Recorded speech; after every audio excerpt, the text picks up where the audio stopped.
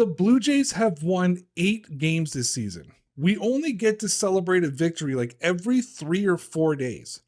Why doesn't everybody just take a second from being upset and just enjoy the win?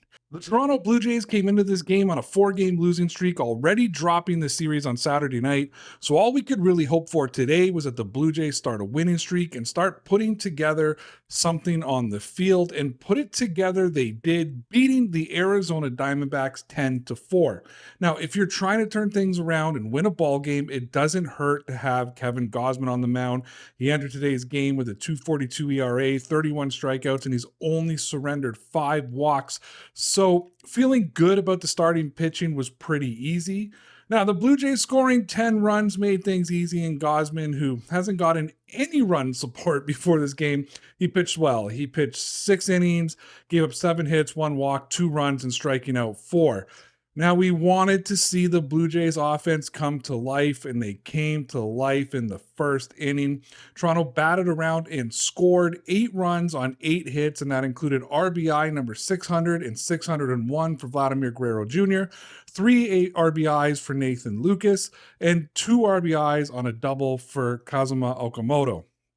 We learned yesterday that Nathan Lucas had been dealing with vertigo, which really explains why he had such a poor start to the season. But since hitting that pinch hit single against the Milwaukee Brewers, he seems to have turned back to his normal self. Lucas finished his day going 3 for 5 with those 3 RBIs. But I also want to give Okamoto some props. He had an important RBI in Game 1 of the Brewers series. He had a huge RBI tying the game 2-2 on Saturday night, and his double in the first inning and his home run in the third tonight. Now, Okamoto may not be 100% where the Blue Jays want him, but I feel like he's very quietly starting to turn that corner, and he may have made it even a little bit louder tonight.